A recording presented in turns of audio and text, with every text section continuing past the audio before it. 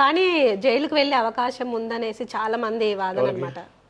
జగన్ జైలుకు పంపించే తప్పు చేస్తే ఎలా తప్పదుగా, తప్పు చేస్తే ఉంచాలా అంటే ఇప్పుడు ఇది చట్టం యాజ్ పర్ లా ఏం చెప్తుంది, చట్టం ఏం చెప్తుందో చట్టం తన పని తను చేయాలి కదా. తప్పు చేస్తే కంపల్సరీ అరెస్ట్ చేస్తారు అంతే కదా.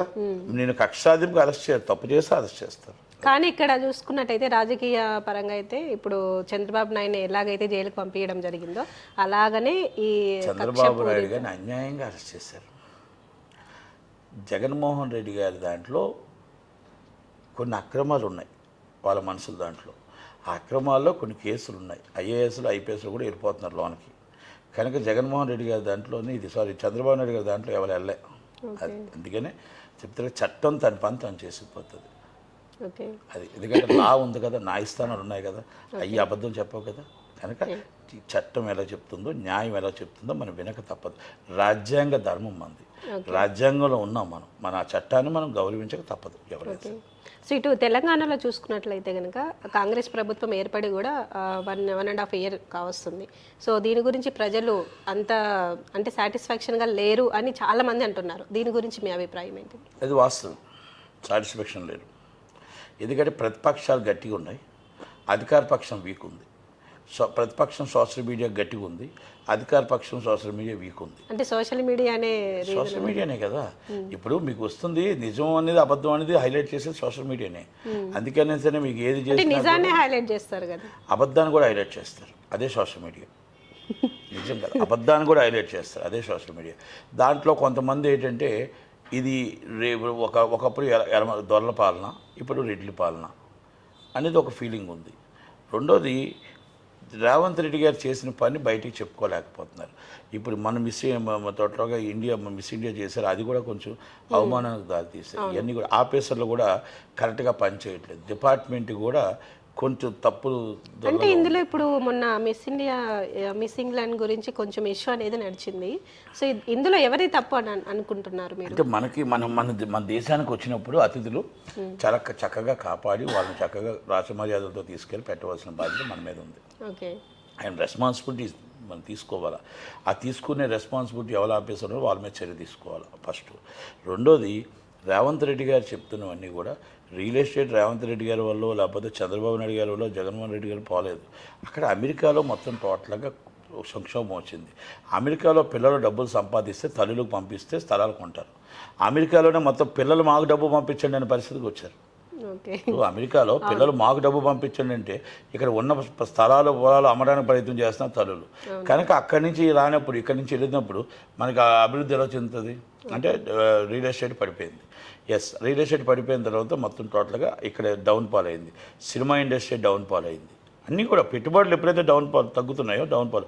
ఇక్కడ రేవంత్ రెడ్డి గారు కొన్ని హైడ్రా అనే నిర్ణయం, హైడ్రా ఇప్పటికి వచ్చి పెద్దవేమీ చేయట్లే. ఈ హైడ్రా వల్ల మనకి యూజ్ అయింది అనుకుంటున్నారా మీరు? కొంత యూజ్ ఉంది, కొంత ఇబ్బంది ఉంది.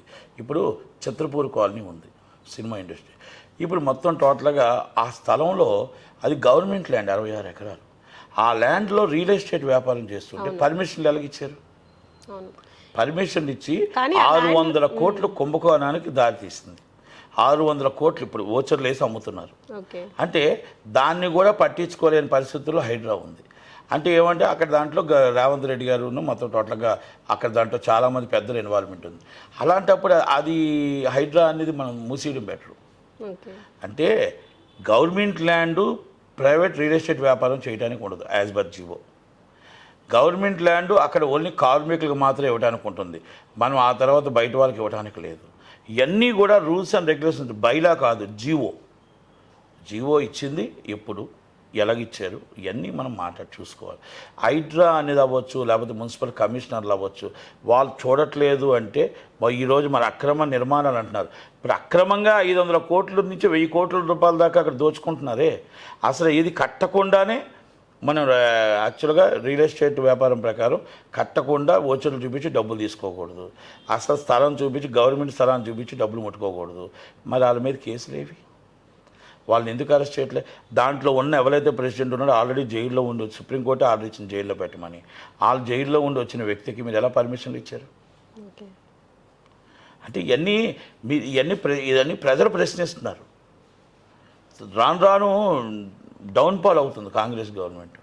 రాహుల్ గాంధీ గారి పాలన కనబడట్లేదు, రేవంత్ రెడ్డి గారి పాలన కనబడుతుంది.